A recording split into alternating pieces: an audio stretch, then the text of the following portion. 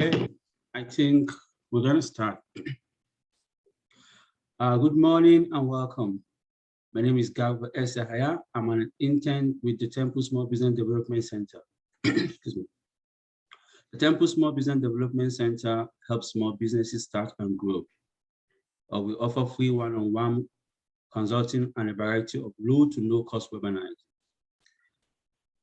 We are proud to be associated with the National Accreditation of the Small Business Network with over 1,000 centers across the United States of America.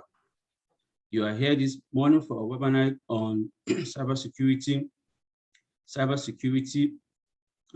secure working remote. Being a webinar, all attendees have been muted. However, we always encourage you to drop your question on the Q&A and chat box. Without much ado, please help me welcome Connor even as he takes up the floor for the presentation. Connor, you are welcome. Thank you for the introduction, Garba. To everybody here, we're going to be talking about cybersecurity, how to stay secure while working remotely. So COVID threw a whole bunch of wrenches into how we're all working together and working on our own. And there are a couple of things that everyone should keep in mind when they're working. I will remind you, please, if you have any questions, throw them in the chat. There are times in this presentation that I have set aside where we'll answer them. And if it's relevant, I'll answer them right there while I'm on that slide. I find that if you're asking questions, that is where you guys will get the most value out of this presentation. I'm here doing this. The SBDC has me here to kind of help you guys understand cybersecurity, put your mind at ease, and also give you a little bit of advice on how you can be a little more secure. So please don't be afraid to ask questions. There are no dumb questions. I've received every single one of them, and I've done this presentation quite a few times. And like I said, the most value you will get is if you ask me questions about the stuff we're going to cover today. So without waiting anymore, there are 5 topics we're going to get into today. The first is password protecting your Wi-Fi, then enabling multi-factor authentication. And I'll explain exactly what that is if you guys haven't heard of what that is just yet. The third is updating software, not only your computer, but there are some other software you should update as well. And then the fourth, and probably what is the most valuable, the fourth and the fifth, is staying alert for voice phishing, so voicemail phishing, SMS phishing, and email phishing. You guys have probably heard of the word phishing up until now. It is one of the most popular ways that people get hacked or that they lose their information or their login. So I will teach you, some tips and tricks and things that you can do right now that will prevent you from getting phished out of your accounts, out of your information, out of your money. So let's go back into the first topic, password protecting your Wi-Fi. And I always put this question right up here at the top. Why does it matter if I have a password on my Wi-Fi? So if you've ever worked at, let's say, a Panera or anywhere that has public Wi-Fi, anyone can join that, right? Because there's really no password. So there are a couple of things about that when that happens. Unprotected Wi-Fi allows anyone to connect to your network. And home networks are more trusted specifically by you and your devices. So let's say if you don't have a password on your Wi-Fi at home, you have all of these devices that are connected and potentially discoverable on your home network, which means anyone driving by, anyone walking around your neighborhood, or anyone who wants to, who is within range of your Wi-Fi signal, if you don't have a password, they can connect and they can potentially discover some of your devices on there. So if someone gains access to your home network, they can often find those unprotected devices. And even though that doesn't necessarily mean you'll be vulnerable or you'll be hacked or anything weird like that, it's just an unnecessary amount of access that an individual driving by your home would have access to your house. So how can you do this? How can you password protect your Wi-Fi? Well, if you're sitting at home right now, or if you don't know, on the back of your Wi-Fi router, there will be instructions how you can log in to your router, which is essentially just going to your web browser, Chrome or Safari or Firefox, whatever you're using. And on the back, there will be instructions how you can log into your router, and then that will allow you to set up a password on your Wi-Fi. So what I would recommend is you set up multiple Wi-Fi connections. Now, what does that mean? A lot of people have friends coming over their house. A lot of people also have different types of devices connected to their Wi-Fi. What I would suggest is that you can make a Wi-Fi for your friends, that had maybe a public Wi-Fi that has a password on it that's different from the Wi-Fi that all of your home devices, your personal devices, your iPads, your phones, your computers, your printers are separate from the Wi-Fi that your friends or that anyone that comes over your house would access. And that's just another layer of security that you could add to your Wi-Fi router that will make you a little more secure when it comes to having all of your devices on your Wi-Fi at home. So if possible, also don't allow network discovery. The biggest piece of pushback I get on this, and I have in past, is if you allow network discovery, it's really easy to get your printers to work, right? Because you can just see it right when you go to print. If possible, don't allow that. However, I do understand that sometimes it's very, very useful to have your printer discoverable, and then you don't have to worry about the biggest problem that everyone seems to face in the world, which is your printer not working. And it's also the most frustrating as well.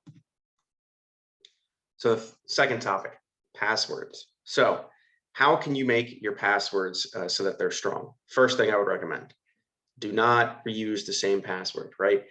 You can also, there's a website, it's called haveibeenpwned.com. You can see if your email address that you commonly use for all of your logins has been breached in some way, shape, or form. So you can see if your password has been leaked somewhere on the internet. So what I would recommend is do not reuse the same password. That is the first step. The second step is let's learn how we can make a strong password for all of your accounts.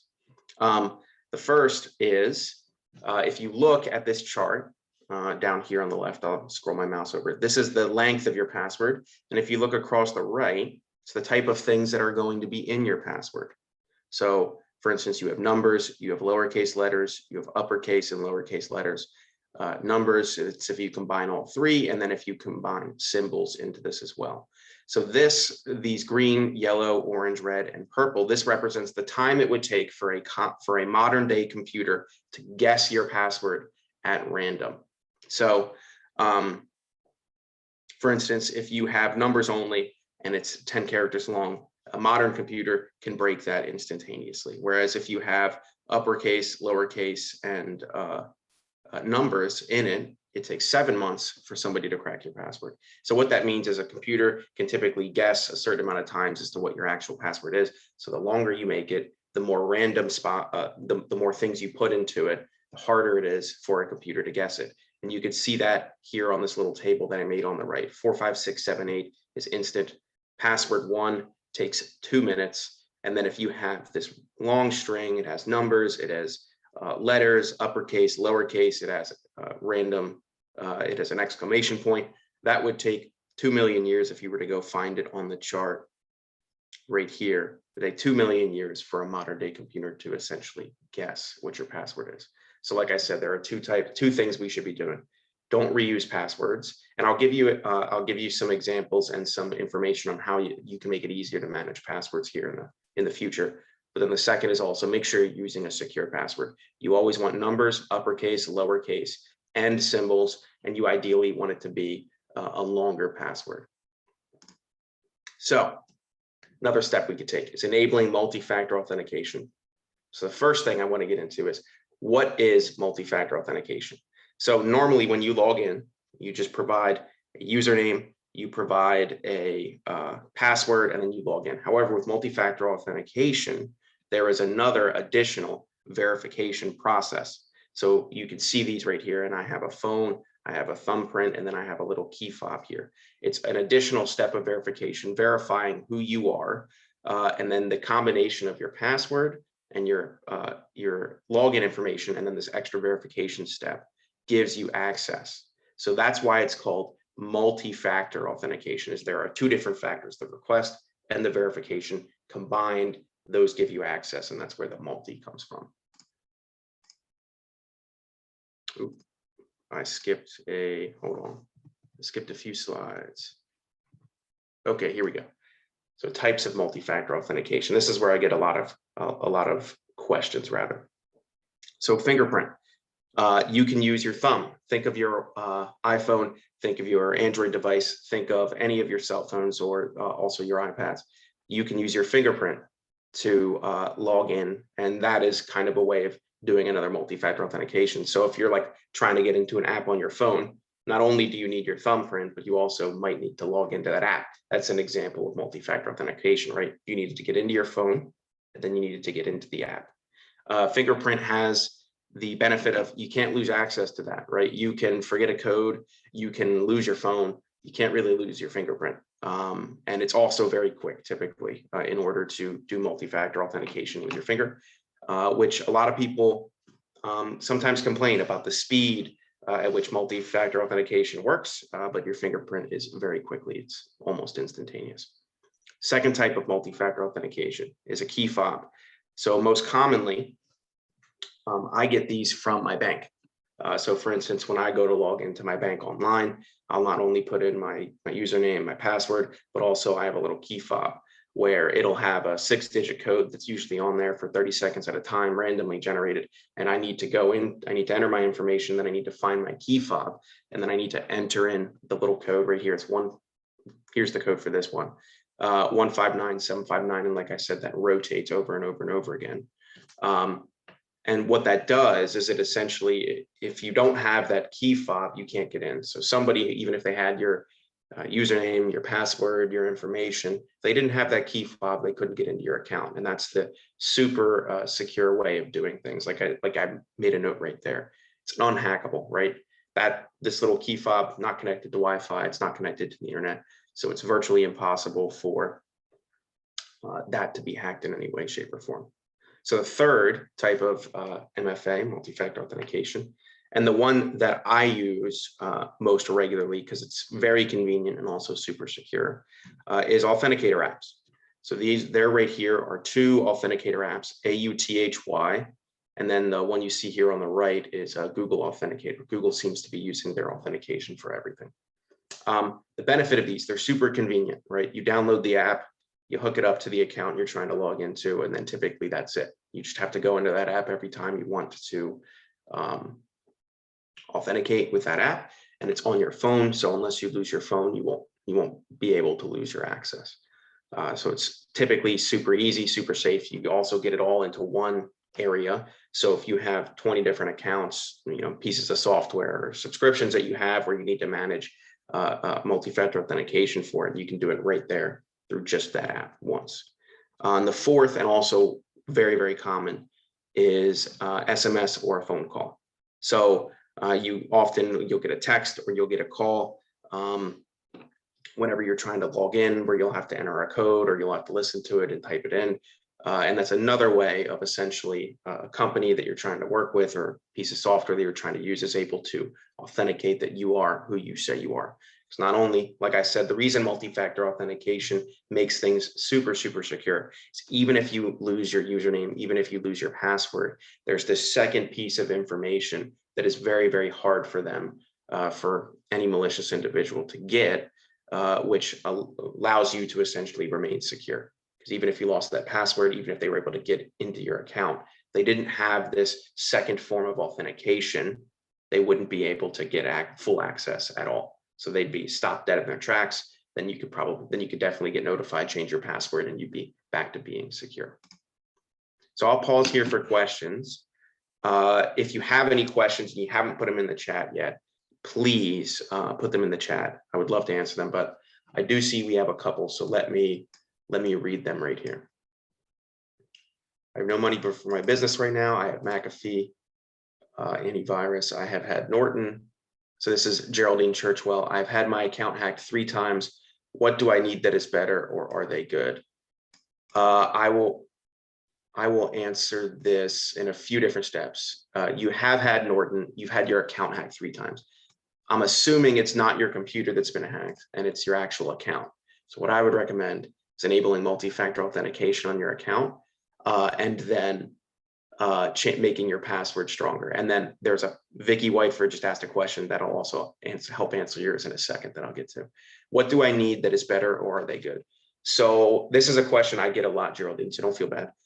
If you have a Windows device, Windows Defender, which comes default with the newest Windows devices, and also if you keep your software up to date, which we'll get into in a second, Windows Defender is really good. That is an antivirus tool that detects malicious stuff going on your computer. It'll prevent you from making mistakes. So I would say if you have Windows Defender, that is good enough. However, if If you want additional security on top of it, like you mentioned, for everybody here, she mentioned McAfee and Norton. Those are also good pieces of software. Now, sometimes you have to pay for them. I know some of them have free tiers that might run out, but for your business, I don't think there is a free tier. What I would recommend is for you to not have your account hacked, is to just make a better password and then also enable multi-factor authentication on those two things. Now, if your computers are the actual things getting hacked, or your laptops, your Chromebooks, I don't know what you have. What I would recommend is updating your software and making sure that your Norton and your McAfee are updated as well.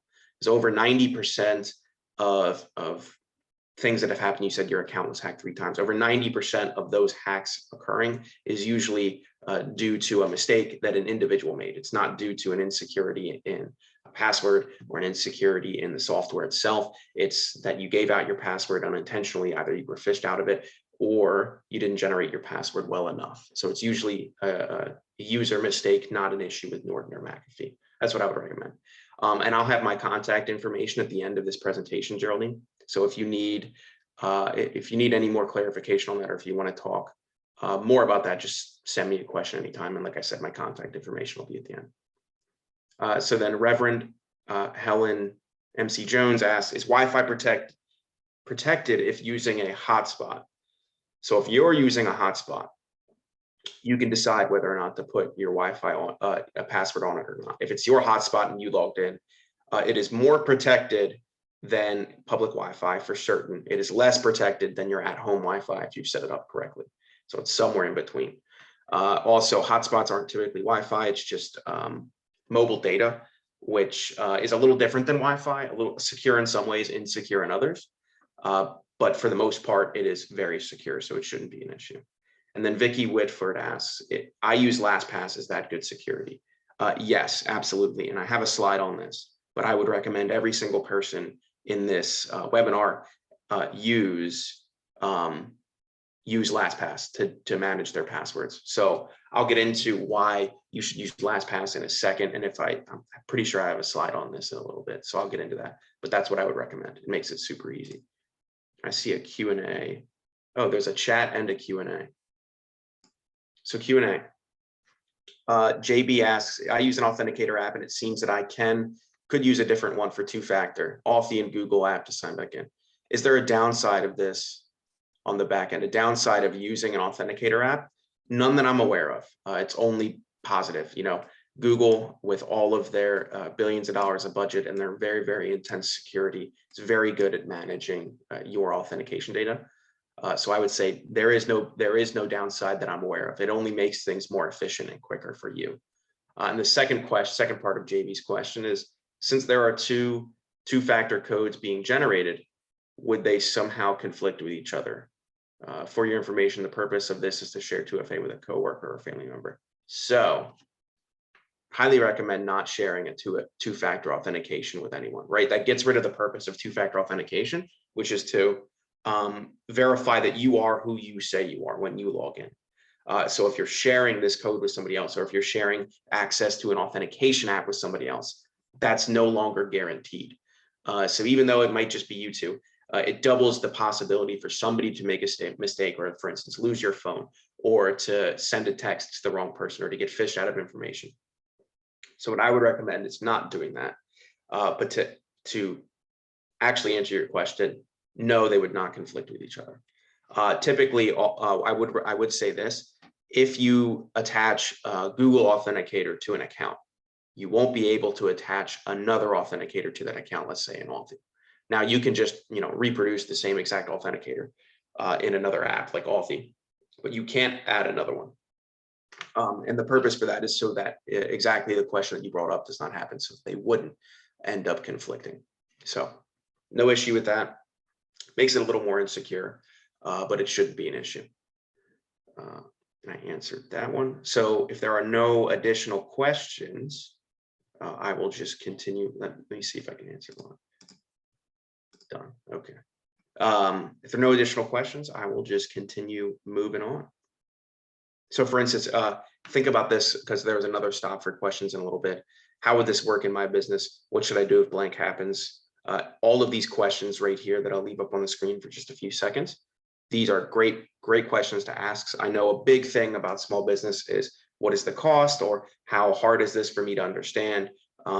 All of the advice that I give, all of the tools that I recommend you use, take little to no education in that. You don't have to, you're not going to spend hours and hours and hours on your computer trying to understand how to use someone. All of these are very user-friendly because I use them, and I'm not a computer whiz, believe it or not. I just understand a little bit about cybersecurity.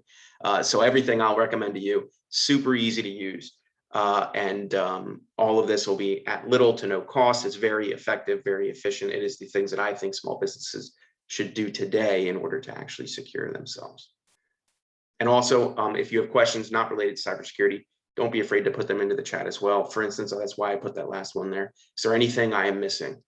A lot of cybersecurity is, I don't want to say hidden, but a lot of people don't think it's this mystical topic that is super hard to understand. I thought the same thing too before I started, learning a little bit about it, but it's really not. And I can help bring it down to a level where it makes sense to everybody, because I had to do that for myself. So it makes sense to me now. So if there's anything you think you're missing, or if there's a question you think you should ask, please don't hesitate to do that. So next topic, how to be a little more secure while working from home or working remotely. Both of those are interchangeable in my mind. Update your software. So what does this mean? Well, the first thing is it keeps you secure. So why do companies release software updates? Is a great place I like to start. Companies release software updates for two reasons. One, they have a lot of new cool features, so they want you to get better use out of their product. They want you to feel better about using it, or they want you to get another benefit. But then the second, and the real reason I think you guys should update your software, is there are always security updates that are continuously going out. So this not only applies for your operating system, I'll get into what that is in a second, but also all the other tools that you use. Do you use Slack?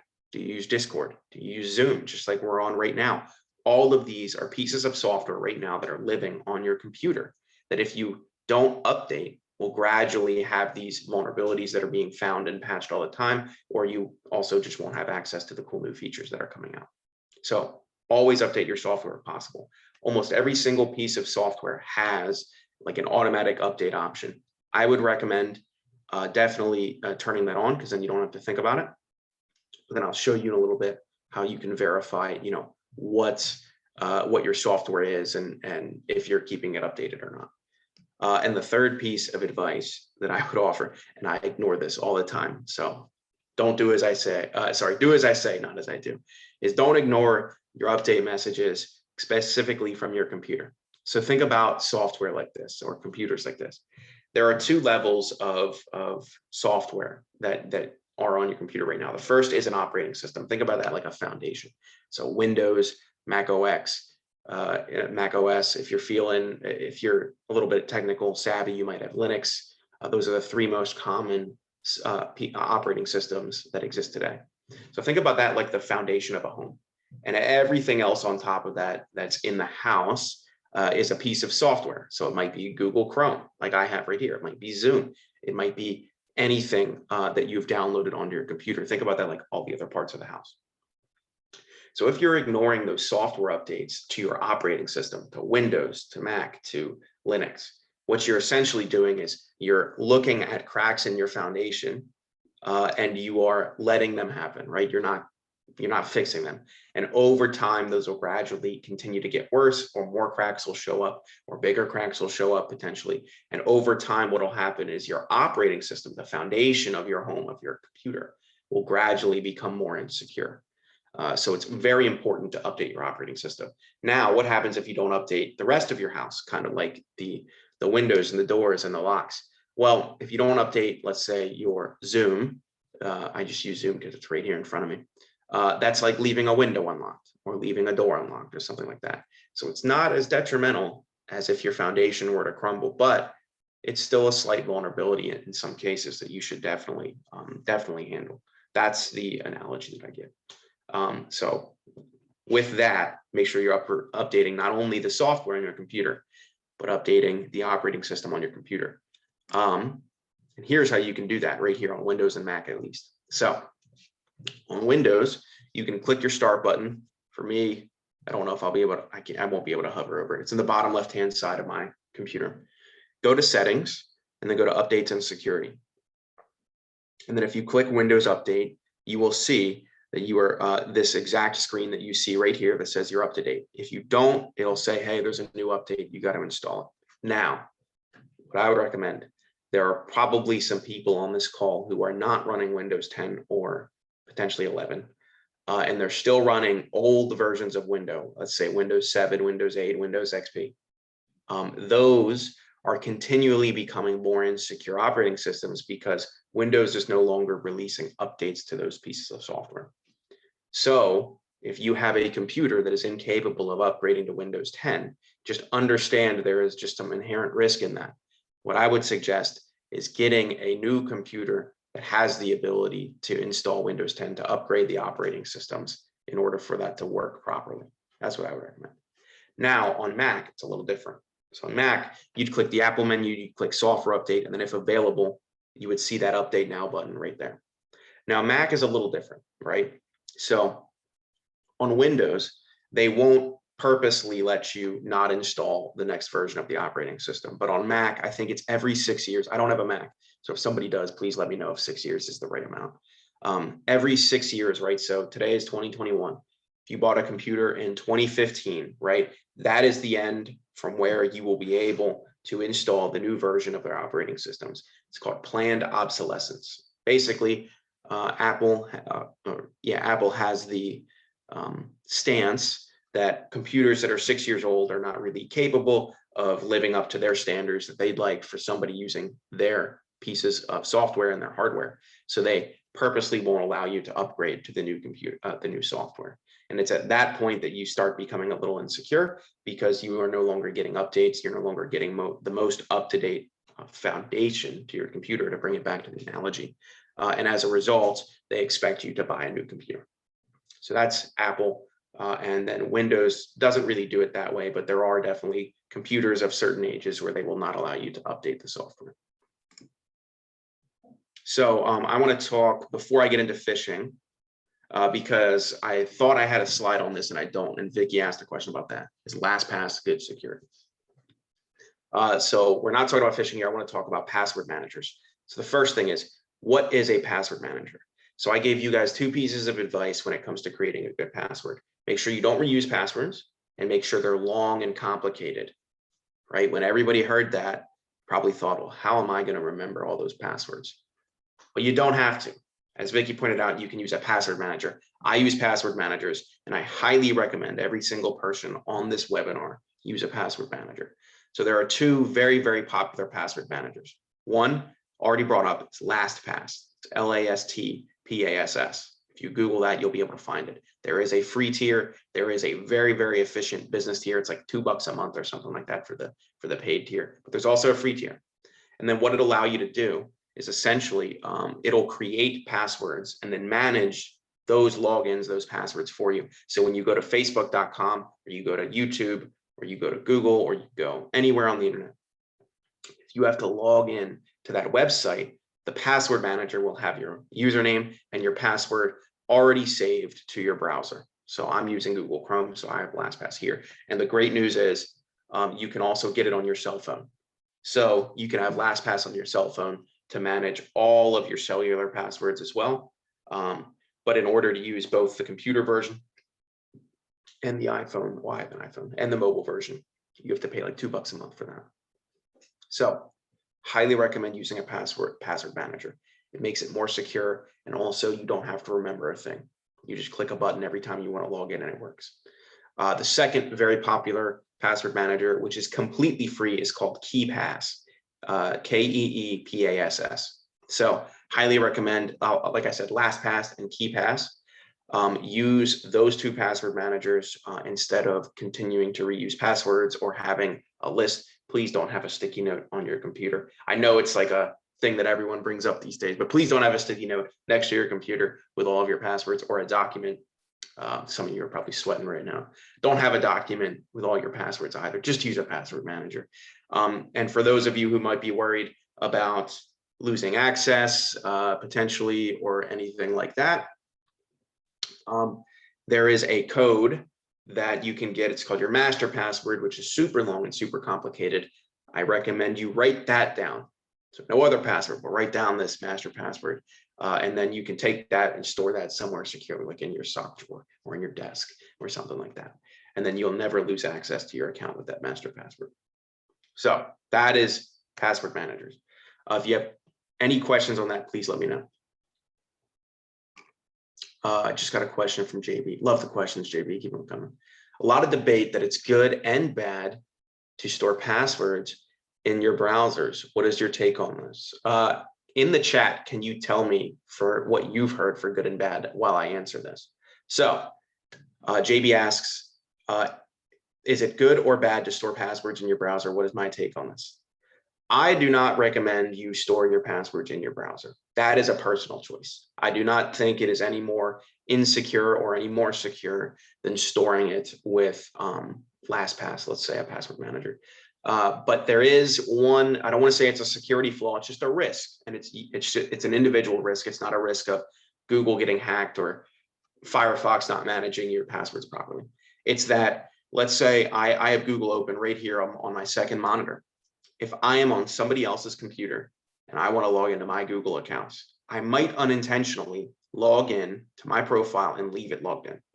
Even if I close Google, right? I might somehow enable it to where it automatically logs in, it stays logged in. At that point, if I stored my passwords in my Google account, in my Chrome or with Google, they would have access to that individual, and the next time whoever got on that computer would have access to every single password that I have stored there.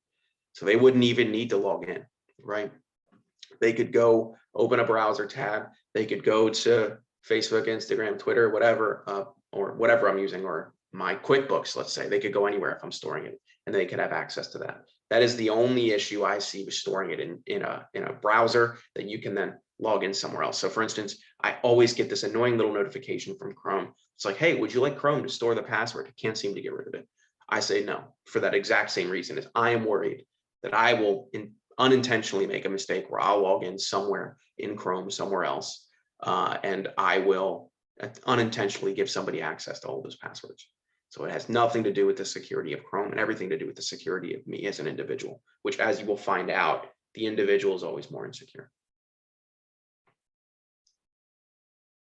Too much to begin to state the cons, but it has come a long way and it's getting a little better. How do you get the Chrome thing to go away? I wish I knew, Jessica. I can't get the Chrome thing to go away. There is definitely a setting somewhere hidden inside of Chrome that you could absolutely turn off, and I am just, I guess, lazy and haven't done that. But Google is way too good of a company, right, when it comes to their user interaction to not have that ability. So it's just me personally, I guess I'm lazy and haven't done that. And then Helen asks, how effective is LastPass if it's used on multiple computers? So Helen, LastPass, I mentioned there's a free tier and a paid tier. The free tier only allows you to use it on one device at a time. So that can be either your phone or your computer, but not both. The paid tier, it's like $2 a month. I think you can even, if they're doing a special for like Black Friday, like $1 a month, you can use that on many, many devices at a time. And I think if you use it on more than 4, then there's another additional charge. So let's say you're using it for 3 devices. It works very, very well. I have bought LastPass. I use it on my phone. I use it on my laptop. I use it on my desktop. And I have never had an issue with it, Helen. It has always worked very, very easily. And I've never had a problem with not being able to get into accounts. So I love LastPass. I will recommend it. But if you want a better free tier, I guess, I know KeyPass, that's their whole shtick, is like they have a very, very high quality free tier. So that is password managers. Oh, I got a really big question. Is that a question or an answer? JB, okay, yeah. So JB has the if you look in the chat, JB has the instructions right there on how to get that Chrome automatically creating your passwords from.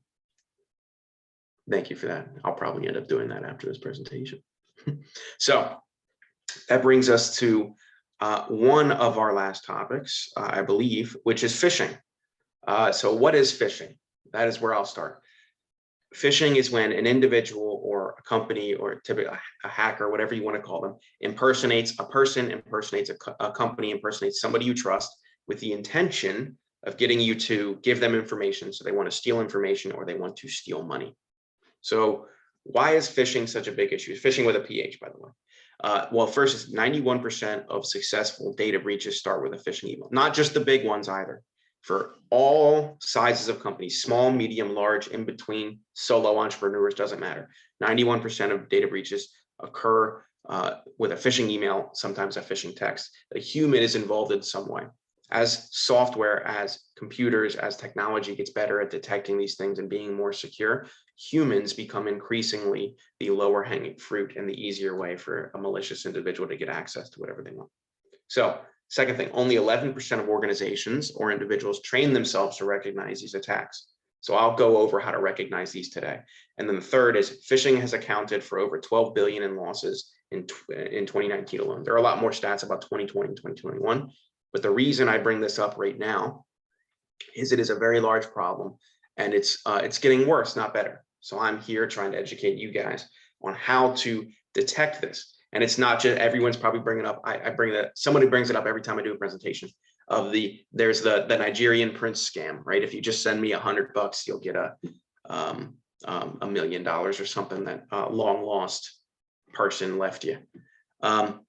That is not the only scam going on, right? These phishing scams can get super complex, and I'll show you a couple in a second. But they're not just easy to detect, and it can happen to anyone. Happens to me, happens to my family members. People get phished all the time, so I'll teach you how to defend against it. And there are four main types of phishing that we'll go over. Social engineering, which is human to human. Phishing, which is giving you a voicemail, like for instance from the IRS. SMS phishing, sending you a text, and then email phishing, as you guys know. So when we're looking at phishing emails, there are 5 questions you need to ask yourself. And I always call this the 4-second rule. You can answer these 5 questions in roughly about 4 seconds. If you spend 4 seconds looking at an email before you do something, click on a link or reply with the information, you are infinitely more secure as a result from getting phished. So the first is, are you expecting this email? If a random person, or sorry, if somebody you know reaches out to you out of the blue with a really outsized request, it's a big red flag, right? Take another look at it. Look at the individual sending it to you, or even call them if you can. Second, is this email too good to be true? There's no such thing as a free lunch. Totally forget where that quote's from, but it works here. If it's too good to be true, it probably is. You know, nothing's for free. So you're not going to get a brand new iPad or a trip to Aruba. I don't know what people are being offered these days. But if it's too good to be true, it probably is. And you should really take another look at it before you give out any information. Third, does the email domain match the sender? I'll get into what that means in a second, but essentially it's a way of, can you confirm that the person sending you this email is who they say they are? The fourth, when you hover over a link, where does it go?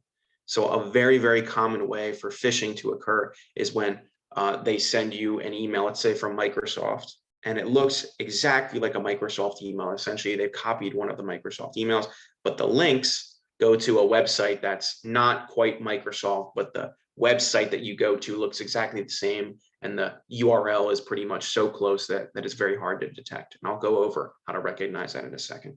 And the fifth, can you confirm the authenticity of this email? What that means is, can you look at the sender? Can you look at the company? Can you call them? Can you verify that the information being said in this email is accurate, or the request they're asking for rather is also valid? So, common vulnerabilities in phishing emails that you can spot. First, that I mentioned I would help you guys with, domain impersonation / typo squatting. So let's go over the 3 types of a domain. There is the root of a domain. That is everything after the @ sign, right? That is the root of the domain. Then there is the, there's 2 parts of a domain, the username and the domain. There's 2 parts of an email rather, the username and the domain. The username is everything on the left of the @ the domain is everything on the right of the @ So here are 4 different types of domain impersonation rather. Sorry about the confusion. So the first is root domain. You see this big company-mailer.com. This is not an email coming from bigcompany.com. So let's say this was Amazon. If you saw amazon-mailer.com, that is not Amazon, last I checked. So you always need to be aware of the very last part of a domain when you're receiving an email. It needs to exactly match the company that you expect to receive this from. Amazon, Microsoft, I mean, choose the big ones. The second is a top level domain impersonation. And what that means is you see this .info. There could be, I think there are like 150 different endings. There's .info, there's .party, there's .uk, .z. There's a whole bunch of different endings instead of .com. Most often companies just use .com, so nothing to really worry about. But if you receive an email from, let's say, CEO at bigcompany.info, or there's another weird ending, that is a red flag that the person sending you this email is not who they say they are. And the third is a subdomain impersonation. So what is a subdomain? Well, in this specific case, the subdomain would be big company right here. So what this means is if you see big company here, it doesn't mean that bigcompany.com is sending this. It means that insecuremail.com is sending you this email, but they have a subdomain, so a smaller portion of their domain, that is called big company. So keep in mind, this is not the actual company sending you the email. This is insecuremail.com. So a really efficient way that individuals get phished, rather, so not efficient, I shouldn't say that. A big way that people get phished is they see big company here in the subdomain and they're like, oh, we're good to go, we're safe. That is not the case. You need to really scrutinize the thing that comes right before the ending, the .com right here, or the .info, or whatever that is, because this needs to match exactly. And the fourth is an actual typo squat. So what does that mean? Well, as you can see, this is a 0 instead of an O. So imagine Amazon.com with a 0 instead of an O in Amazon.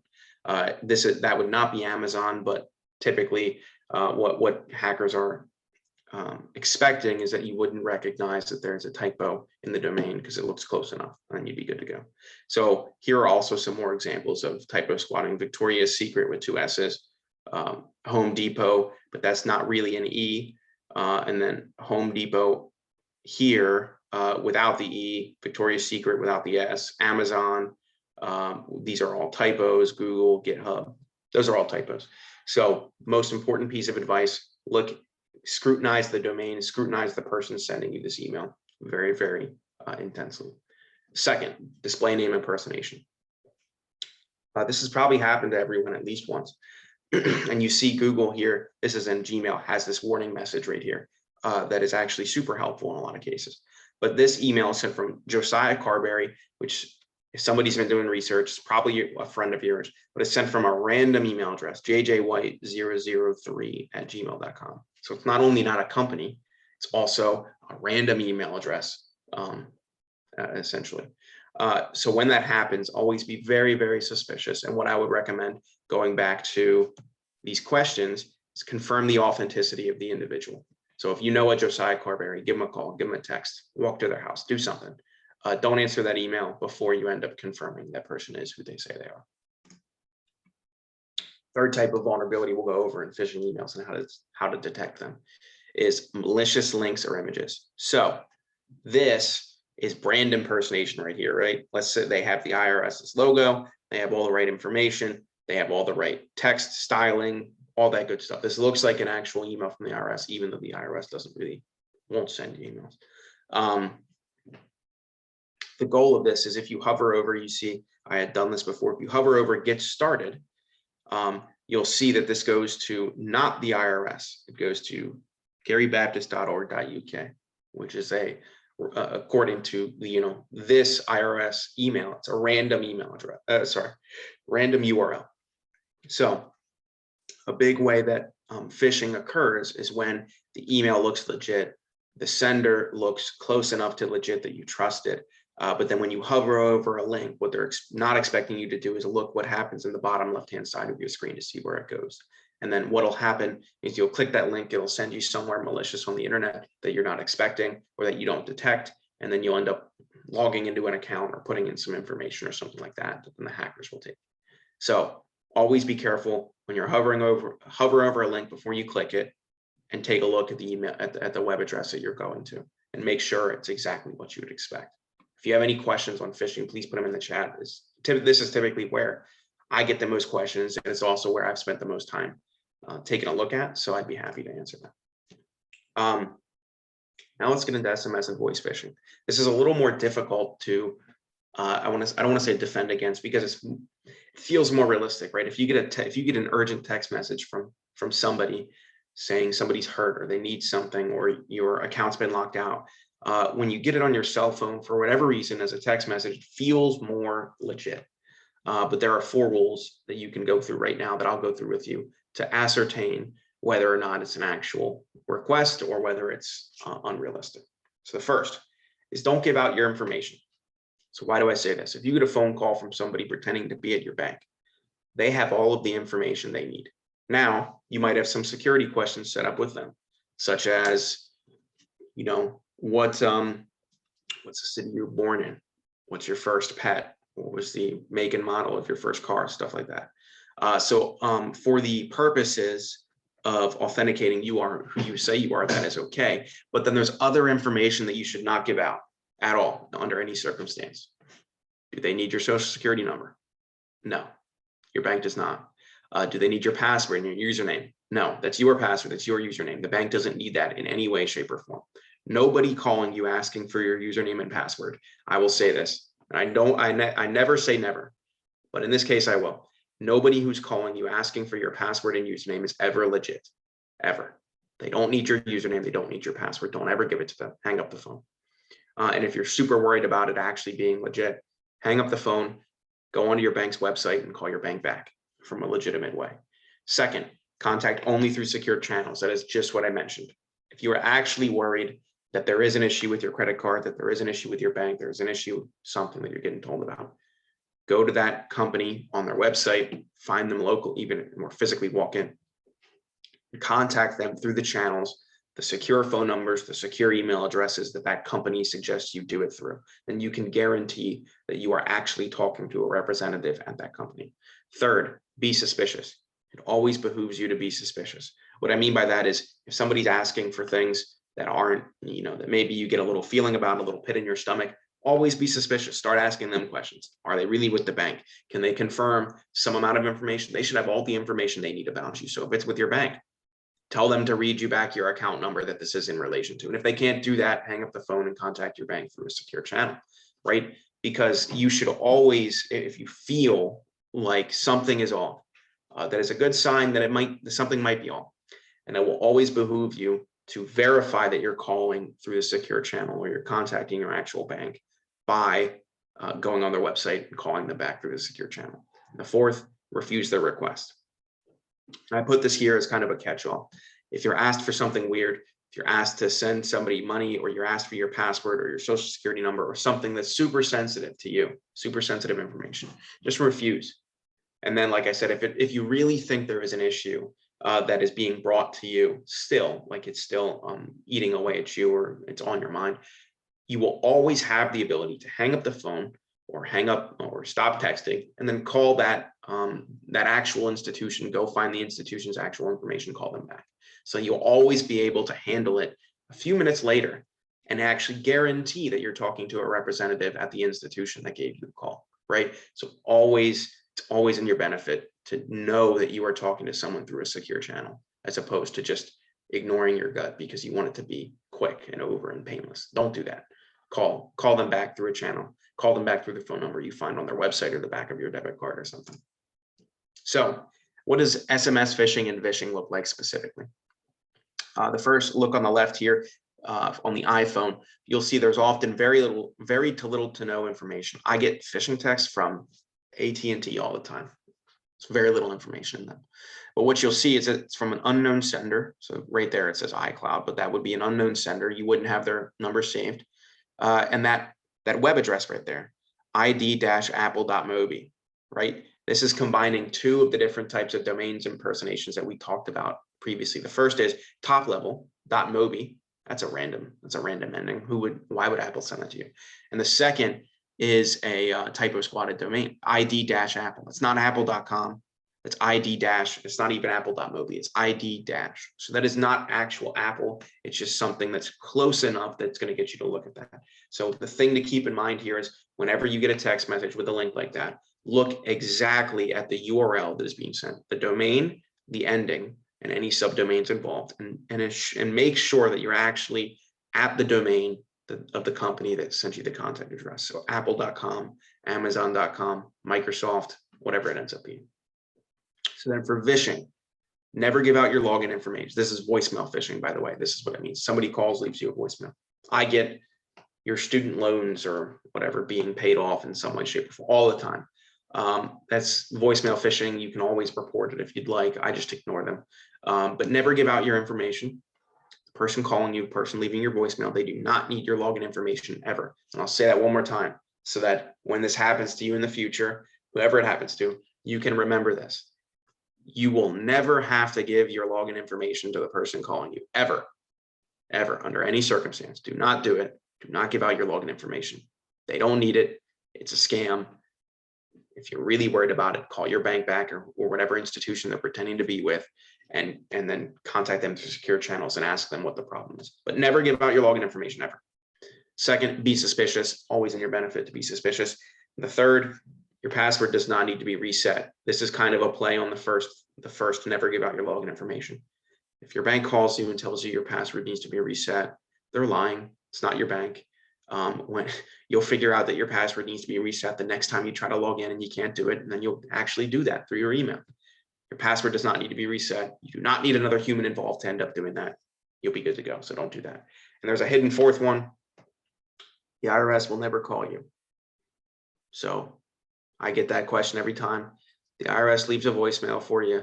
It's not the IRS. You don't owe them taxes. According to that, the IRS will get in contact with you in an official way via certified mail in almost every single case, but it is not going to be by leaving a voicemail for you.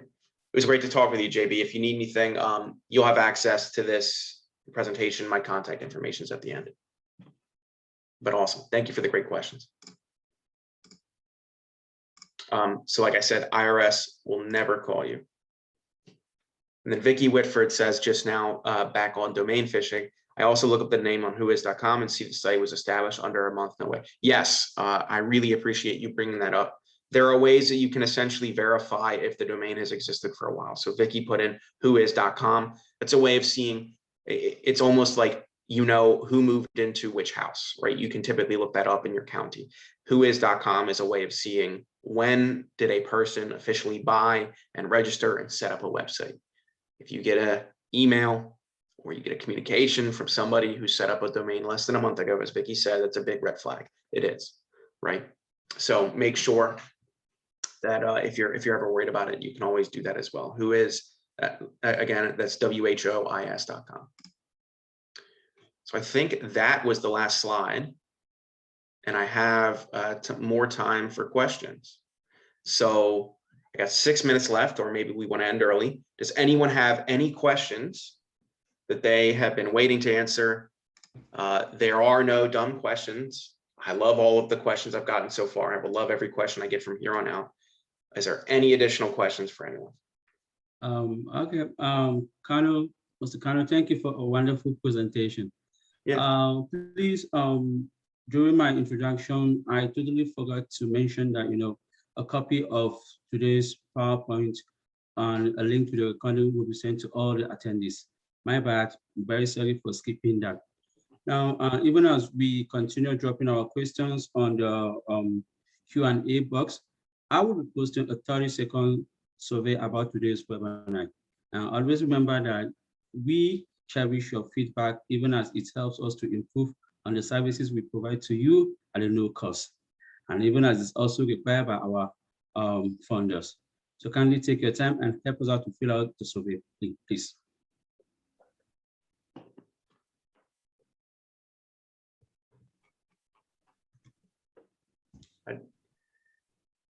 So there's the form if you'd like to go take a look at that. I don't see any more questions. Empowering. I appreciate it, Helen. Thank you. Please reach out if you have any other questions. Biggest questions I get are centered around phishing, antivirus, common things. My goal is to take some weird nebulous topic of cybersecurity, and it's really not it's not as complicated as you think. My advice is always in a way that people can use it, and they don't need to spend hours and hours and hours, or they don't need to read a 100-page manual in order to understand things. It's very applicable, very practical. Thank you, Helen.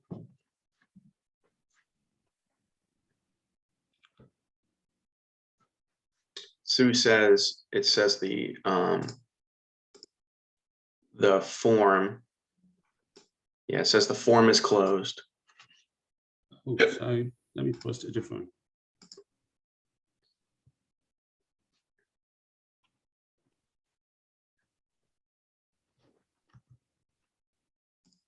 Yeah, give me a second. I see that too, Sue. So thanks for letting me know. That might have just been the way it was set up. You will also all be receiving a copy of a link to that survey in the follow-up email. So we do appreciate if you could take the time when you get the email as well to take a look at that. I'm going to try really quickly fixing it now, but like I said, you will have the opportunity to fill that out when you get the follow-up email. Thank you, Beth. Okay, in the absence of any other question, before we wrap it up, I want to use this opportunity to thank each and every one of you for keeping it a day with us. Mr. Como, we truly appreciate your presentation. We thank you for all the efforts and all the explanation. And I also want to use this opportunity to thank each and every member of the Temple Small Business Development Center for your kind cooperation and your hard work. Thank you and God bless. Awesome. Thank you for having me. It was my pleasure. Yes, please. Okay. Thank you once again for keeping it a day with us. Do have a nice day. Bye-bye. See ya.